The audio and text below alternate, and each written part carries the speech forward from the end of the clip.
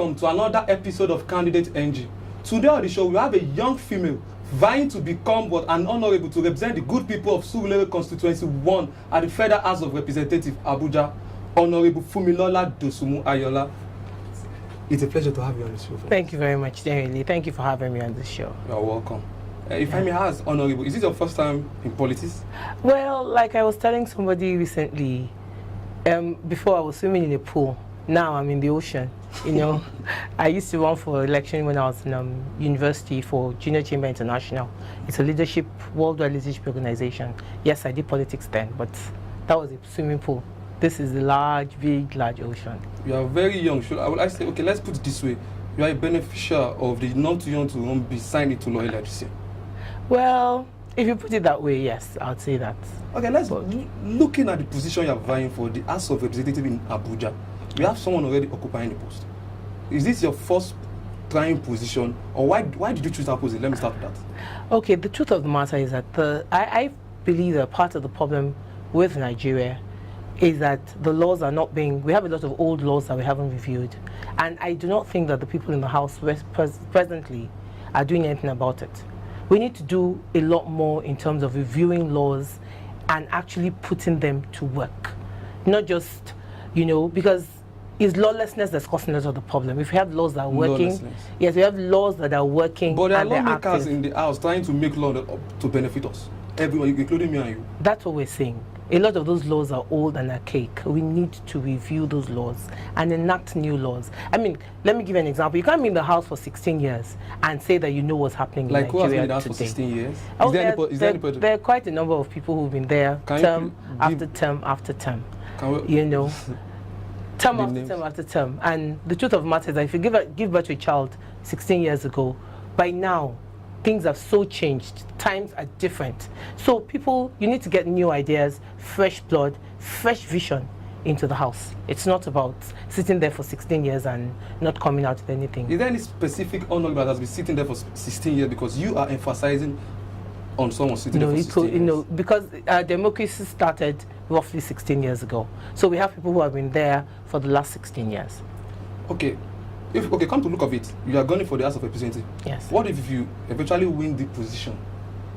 Won't you stay more than your first 4 years? Are you not going to contest?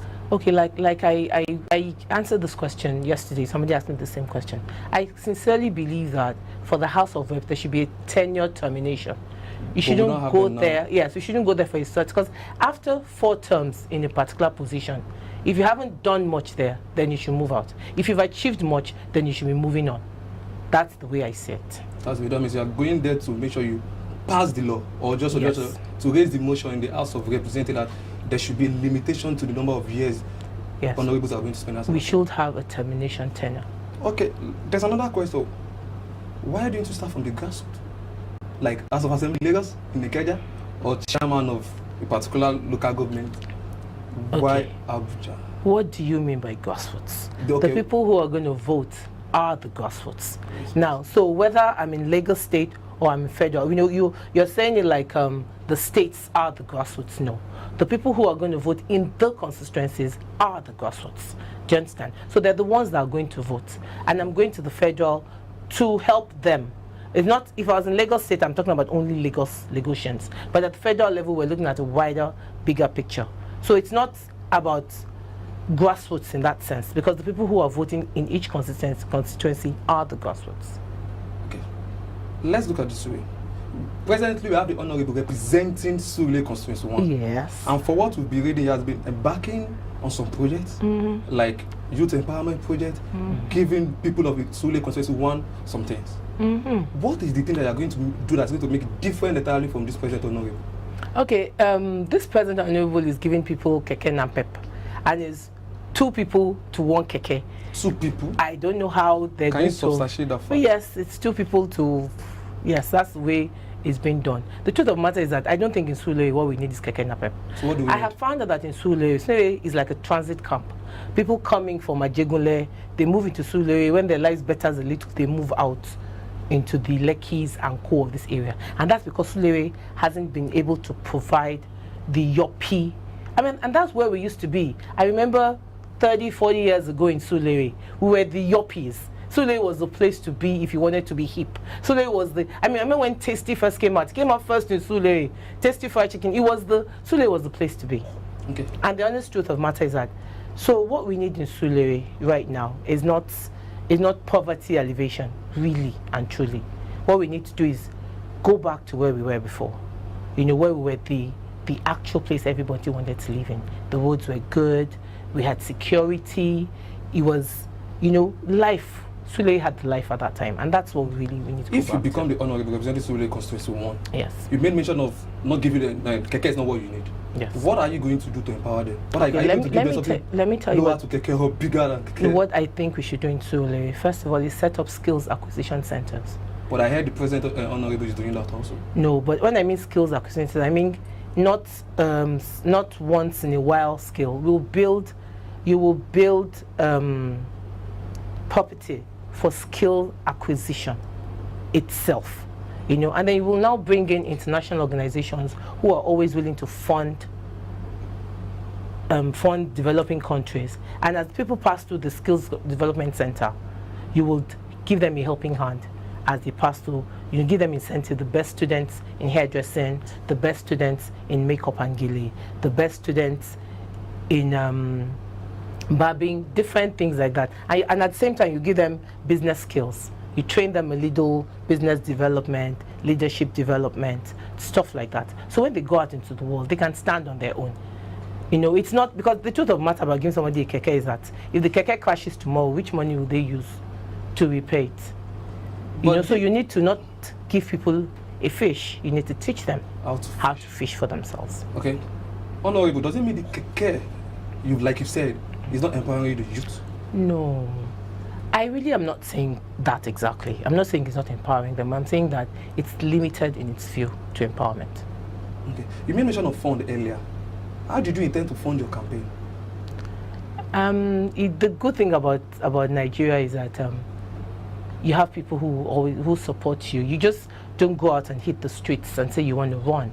You must have backers. You must have people who have faith, who know you, who know what you can deliver, who can trust you, to know that when you get to where you're going to deliver quality and you're going to deliver value. Those are the kind of people that I have backing me. Okay. Lastly, there's what they call constituency projects and also town hall meeting, sometimes like that. How did you intend to engage the people of your constituency to enact laws? Because there are some situations whereby a representative just will go to the House of Assembly and enact laws that the constituency people doesn't know about. How do you intend to carry your constituency along with you when you want to enact laws when you get to the House of Representatives next year? Okay, part of what I intend to do as we go on this campaign drive is to do a door-to-door. And on each door-to-door, we'll have questionnaires.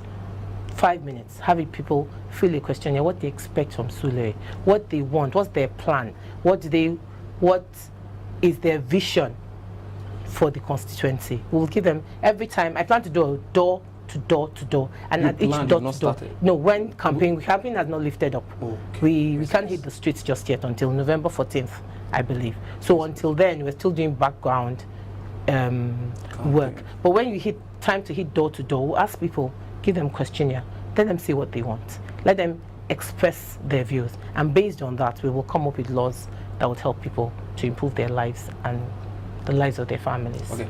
So initially I said lastly, but something just came up. Yes. The keke, I still want to emphasize on the keke. Yeah, yes. What will you be giving out in terms of maybe transportation? Because I think from what we've read, the keke is actually helping them to reduce the transportation mileage, as in what's it called, how will I put it, at least easy transportation with it. Are you going to infuse something that's bigger than that in terms of cars for transportation? The truth of the matter is that transportation, the reason why transportation is such a big deal in Nigeria, I think basically is not because we don't have enough cars. Because if we didn't have enough cars, we wouldn't be having the kind of traffic we have on the road. So I think we have enough in terms of cars, in terms of keke, in terms of all that. What we need is something a bit different. Do school buses for the children, free school buses. You'll drop them you pick them up in the morning and drop them in the afternoon. You do free transport from one location to another, so people don't have to put all their cars on the road. Surulere is it's horrible with traffic now. Everywhere is standstill because every man is trying to put his car on the road. If yes, everyone's trying to put their car or their keke or their bicycle or their motorbike on the road. You know, if we do something like transportation, easy transportation from somewhere to somewhere else, from one location to another, it will be easier for people to leave their cars in their houses, free the road up, and we'll all get to where we're going to much faster than we're getting to it there now. Yes. Honorable Representative Constituency 1. Is it? Okay, Yes. we've come to the end of this program. It's a pleasure having you, Honorable FUNMILOLA DOSUMU-AYOOLA from the DOSUMU family in Lagos State. Yes. Okay. Many thanks to you for watching Candidate NG today. Please do join us on our next episode of Candidate NG and subscribe to our YouTube channel, Ibile TV Lagos, and also follow us on our social media handles, Facebook, Twitter, and Instagram, Ibile TV Lagos. I'm Aderile Ijelu. Bye for now.